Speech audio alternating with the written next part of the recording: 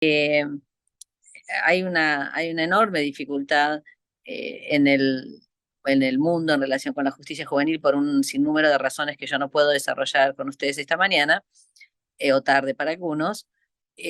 Lo que sí puedo decir, sin duda alguna, es que más allá de los problemas y los obstáculos que observamos en nuestra práctica en el ámbito regional interamericano, la experiencia de transformación de la justicia juvenil en nuestro continente, de la que dieron cuenta la doctora Claudia y la doctora Sara también con el relato histórico que hizo sobre la situación de México, es una experiencia extraordinaria e incomparable en relación con cualquier otra región del mundo. Lo afirmo con orgullo, orgullosamente latinoamericana y como jurista también. Es notable desde montones de puntos de vista, que quizá podríamos en otra ocasión hacer algún seminario sobre eso, cómo un continente decidió tomarse en serio las mandas convencionales y que en muchos casos son también constitucionales en materia de derechos de niños, niñas, adolescentes y en particular de la justicia juvenil, y transformar su legislación y su institucionalidad de una manera que, créanme, no ha sucedido en ninguna otra parte del mundo, ni con la claridad teórica, ni normativa, ni siquiera de las prácticas, aún con todos los problemas que está claro, todos nosotros reconocemos, no vamos a negar. Entonces me parecía como un dato, ya que el doctor Resende me presentó desde ese lugar, quería, quería que nos compartir con las y los colegas algo que tiene que ser materia de orgullo, y no, porque siempre nos autoflagelamos en estos intercambios, ¿no? Y está, en un sentido, poner el foco en la crítica está bueno, pero me parece que también alimenta darse cuenta de que a veces hay cosas que se hicieron bien, y esta transformación ha sido excepcional. Dicho eso, si me permiten entonces, yo hace muchos años empecé a trabajar esta cuestión, un poco preocupada, y también me voy a basar en un comentario que hizo la doctora Sara, porque como ella, los que son más grandes acá recordarán, y ella lo dijo explícitamente, nuestros afanes a principios de los años 90, cuando tratábamos de introducir la observancia de las normas, de estas nuevas normas internacionales, porque recordemos que normas internacionales que reconozcan derechos de niños las hay desde hace un siglo, pero realmente el impacto de la convención fue enorme. Este esfuerzo que hacíamos por intentar clarificar los ámbitos de intervención que tuvieran que ver con la garantía y protección de derechos, esto es las obligaciones positivas estatales, de lo que tuviera que ver con la respuesta al delito del infractor, que de hecho en el estatuto no está tan distinguido, pero yo creo que Brasil mantuvo, al igual que la Corte Interamericana, la intuición política acertada. En América Latina pasó, ahí sí, ahora empiezo a señalar una dificultad que tiene que ver con el tema que nos convoca esta mañana, que es que en este afán que tuvimos de distinguir para evitar los dos ámbitos de obligaciones estatales, para evitar los excesos, de lo que me gusta llamar excesos del paternalismo injustificado que caracterizaba el federalismo clásico, por las mejores intenciones, pero bueno, excesos al fin. Lo que sucedió fue que estos cambios que hicimos, insisto, muy notables, quedaron muy dependientes de la reforma procesal penal de adultos que se dio también en todo el continente. Entonces, en mi interpretación, eso es lo que explica, sobre todo en México es muy claro, si me permiten hacer esa afirmación, la doctora Ibe, como mexicana por adopción, si quieren, en este sentido, yo creo que la dependencia de la justicia juvenil, de la llamada reforma acusatoria adversarial, o pónganle el nombre que quieran, hizo que algo que es central en el corpus iuris, que es que la principal obligación con los adolescentes infractores es reconocerles su carácter adolescentes y por lo tanto asegurarles sus derechos de protección especial, se debilitara.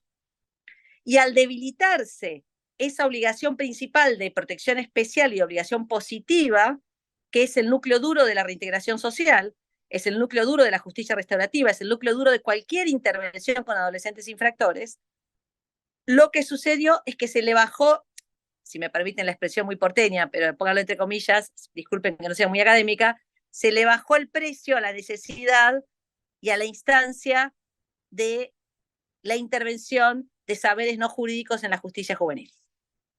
Esta es la explicación que yo encuentro a por qué, si bien la manda convencional en relación con la presencia de actores no jurídicos en la justicia juvenil es central, por esto mismo, porque como dice la Corte Interamericana, justicia especializada deriva del derecho a la protección especial. Sin embargo, en nuestra región, con todos los cambios notables que hicimos, vemos que la relevancia, la importancia, la centralidad de los equipos no es la que de acuerdo con el derecho internacional deberían tener. Esto con independencia de las tensiones que señaló la doctora Claudia, que son un montón y que ahora voy a pasar a enumerar. Pero me parece que esto es un dato que es más, me animaría a decir, pero solo a título de para dejar un problema para futuras conversaciones, que si yo tuviera que resumir las dos grandes dificultades que tiene la justicia juvenil en nuestra región hoy, una tiene que ver con el déficit de la transformación institucional real para poder cumplir con esta manda diferenciada. Dos, el déficit en la definición y constitución de esta intervención de saberes no jurídicos que dialoguen con nosotros los especialistas en derecho. Estas son como las, porque porque en definitiva, si yo tuviera una pizarra para poder poner en imagen, en un dibujo esto, no hay manera de construir, de ponerle contenido metanormativo al principio de especialidad orgánico, normativo, de su versión sustantiva o procesal, si no se nutre de un saber extrajurídico. Entonces, de ahí la centralidad, importancia crítica del tema que nos convocan hoy. Yo quería repasarles, ustedes, bueno, saben que las normas internacionales, varias de ellas, desde las reglas de Beijing, imponen la necesidad de la presencia de estos equipos, pero algo que me ha llamado la atención, haciendo el estudio de derecho comparado, es que la terminología que se usa para nombrar estos equipos es de lo más variopinta.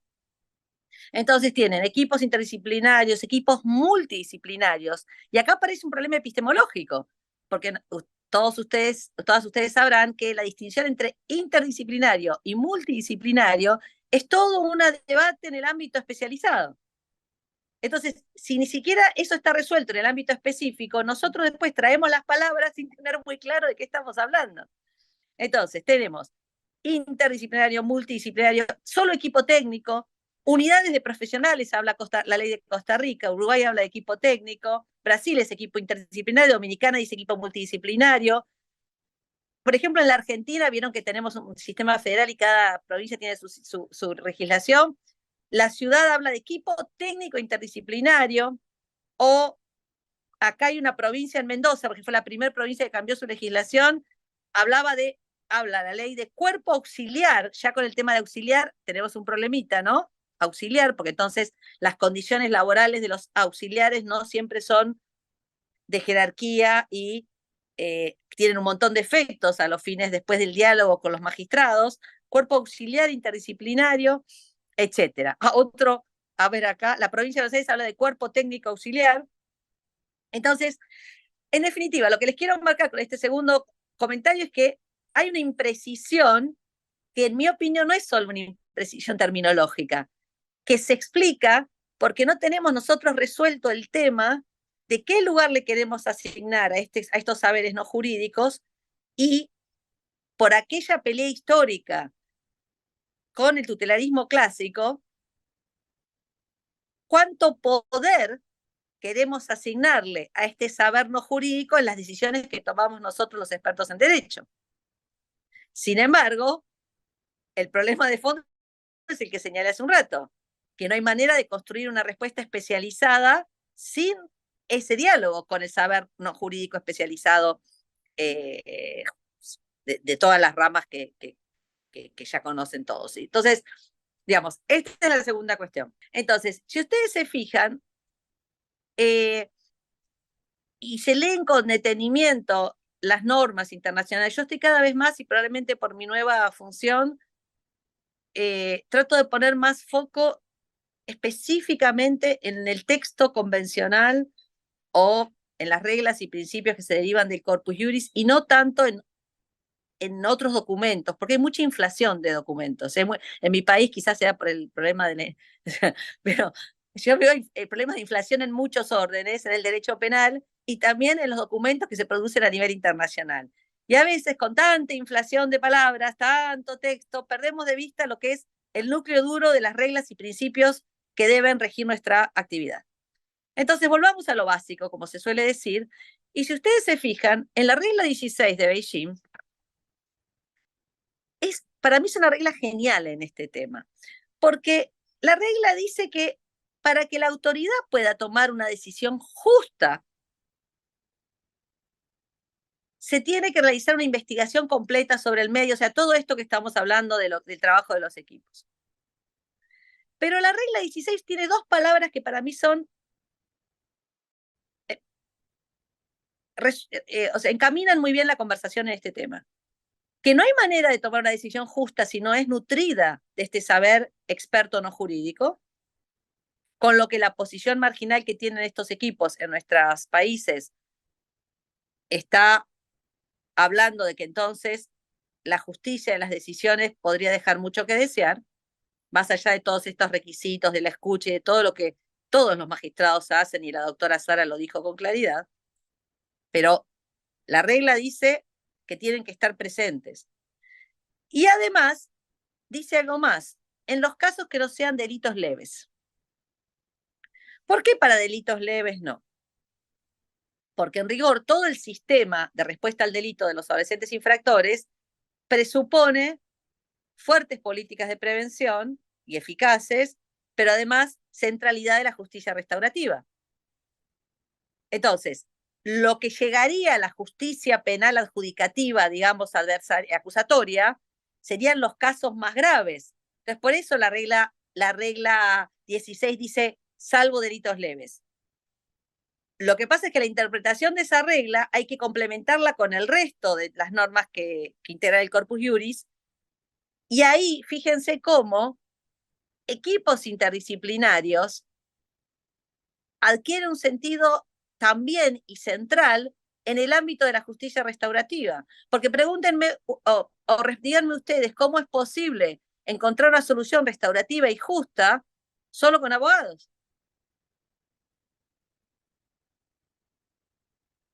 Entonces, en definitiva, y esta es la otra cuestión que quería señalar, a mí me parece que si leemos realmente lo que dicen las normas internacionales y más allá de los enormes esfuerzos y notables que hizo nuestra región, este déficit que aún tenemos en, uno, darle a los saberes no jurídicos la centralidad que tienen que tener de acuerdo con la manda convencional, y dos, superar el trauma, si me permiten, entre comillas, de aquellas disputas con el tutelarismo clásico que entonces eh, desconocía, porque todo se hacía en nombre de salvar a los niños, los límites a una intervención estatal que necesariamente tiene que haber en materia penal.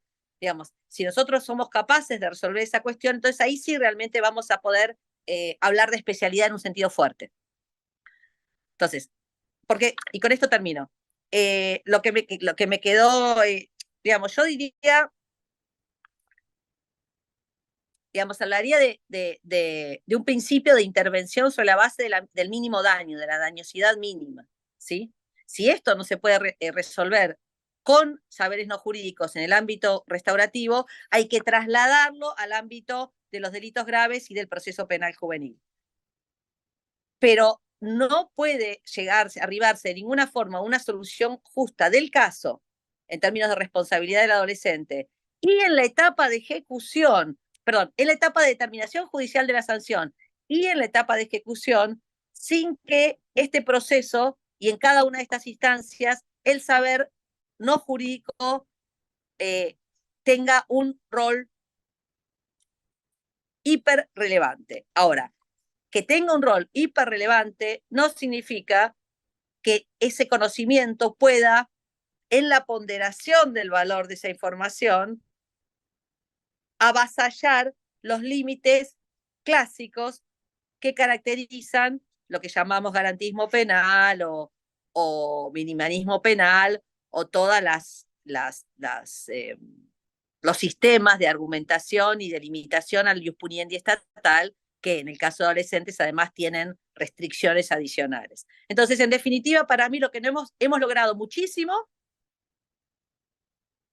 pero nos queda pendiente, como me han escuchado decir hasta el cansancio y los colegas, la transformación institucional en clave de especialidad. Eso requiere que los abogados y abogadas un poco, digamos, concedamos a saberes no jurídicos la importancia que tiene este tema y que en definitiva, entre unos y otros, seamos capaces de construir esto tan singular que el derecho internacional ha construido y que América Latina le ha dado un volumen increíble, que es el principio de especialidad en la justicia penal de adolescentes. Gracias. Para que podamos caminar al ¿Ves final. que es tremendo? Me das la palabra y no te voy a decir que no.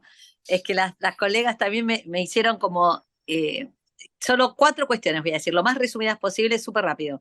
Primera, hay toda una discusión que la doctora Sara, querida, planteó, que cómo están redactadas algunas leyes latinoamericanas. Yo insisto en la mirada global, porque fue un proceso global y continental, más allá de las especificidades de cada país, con las medidas cautelares, que a mí me parece que es un buen ejemplo que permite, creo que algo también mencionó la doctora Claudia, eh, cómo ponemos, cómo construimos la especialidad. Nosotros tenemos una idea de lo cautelar en función de las reglas clásicas de derecho en general y de derecho procesal penal, por el peligro de fuga, peligro de entorpecimiento.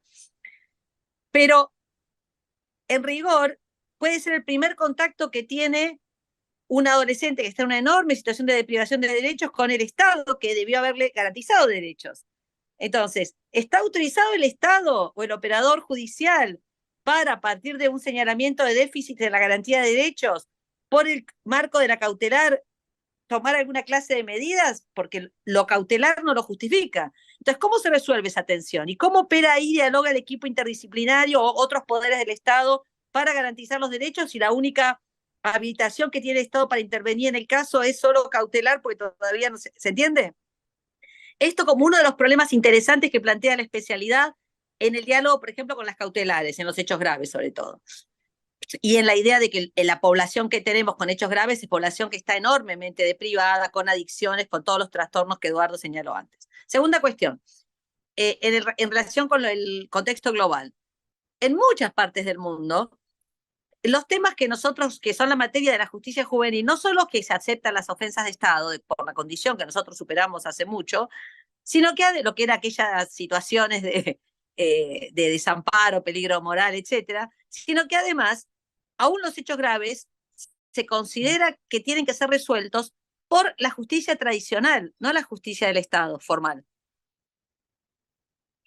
Entonces, acá tenemos todo un problema o una mirada que requiere poner a dialogar las reglas y principios convencionales con formas tradicionales de resolución. Estoy pensando en los dos países, en México y en Bolivia, se puede plantear esta situación, que son todo un problema de cómo se construye y la especialidad funciona como garantía para el adolescente. Entonces lo tenemos que traer para la justicia del Estado, digamos, eh, eh, para garantizar mejor y de manera más amplia y de mínima intervención sus derechos, o tenemos que dejar que el adolescente y el conflicto sea resuelto en el ámbito comunitario. En muchas partes del mundo se plantea esto y es más, he escuchado adolescentes plantear problemas porque el alcance del derecho a ser oído y la participación que señalaba Eduardo, supongamos que el adolescente dice no, porque por mi cultura prefiero que el asunto se resuelva de acuerdo con las reglas de la justicia comunitaria. Pero las reglas de la justicia comunitaria son muchísimo más severas y hasta punitivas en un sentido retributivo que las reglas de la justicia formal, estatal. ¿Cómo se pondera ahí el derecho del niño? ¿Me entienden? Es otra cuestión vinculada con el principio de especialidad. La tercera, son 4, ya termino. No me saques del micrófono. La tercera tiene que ver con, para nosotros, por nuestra tradición legal, y estoy pensando básicamente en el maestro Luigi Ferraioli, pero cualquier autor clásico, el principio de jurisdiccionalidad es muy fuerte, ¿sí? No así en otras tradiciones legales como en el common law y ni que hablar en otras. Entonces, para nosotros, jurisdiccionalidad tiene un alcance muy fuerte, pero en otras partes del mundo, por eso Eduardo traía los casos de tribunales que se constituyen con personas que no son juristas. Entonces, ¿cómo satisfacemos una demanda nuclear del garantismo, como es el principio de jurisdiccionalidad, el principio de independencia, imparcialidad, etcétera, con operadores que no son operadores legales? Les digo como nota al pie, yo interpreto que hay un grave problema en el sistema internacional de monitoreo de tratados, a partir de que diferentes cuerpos de monitoreo de tratados se asignan facultades adjudicativas y de determinación de responsabilidad internacional, cuando la selección de los integrantes no requirió experticia en materia de adjudicación legal. Entonces es un gran lío que también está para discutir en futuros webinars. Me pidió Eduardo que les dijera cuál es mi, o sea, los temas de lo que estoy pensando ahora. Y lo último, que a mí me parece, y también Sara lo planteó, la transformación del delito juvenil. Todas nuestras maneras de entender las categorías, aún con los cambios legales que hicimos, piensan en una adolescente infractor que básicamente comete delitos contra la propiedad en condición de vulnerabilidad. Es cierto, sigue siendo mayoritariamente el perfil del adolescente que ingresa, ahora más niñas, un poco más, no muchas, pero más mujeres, un poquito más, pero el delito juvenil se ha transformado significativamente en los hechos graves, tanto en los casos que tienen que ver con abuso o violencia sexual, como otro tipo de delitos vinculados con el crimen organizado por su gravedad, hechos de enorme gravedad vinculados con ataques terroristas, y el perfil muchas veces de o directamente el involucramiento de adolescentes en conflictos armados que se involucran en esos hechos sin responder al perfil clásico del adolescente infractor. Chicos de países centrales que tienen buena educación, que pueden ir a un conflicto armado en Medio Oriente o hacer un terrible defalco con bitcoins. Eso requiere hoy más que nunca que repensemos de qué hablamos cuando hablamos de reintegración social, y para eso necesitamos indispensablemente el recurso a los saberes no jurídicos. ¿Cómo logramos que un agresor sexual adolescente no vuelva a cometer esos hechos? Que un muchacho hipereducado no siga cometiendo terribles defalcos con tecnología digital que nosotros no tenemos ni la idea de si sabemos apenas cómo sucede. ¿Cómo evitamos que adolescentes con todos sus derechos garantizados se desplacen, desconecten con sus familias y se involucren en conflictos armados atroces? Los abogados no sabemos de eso.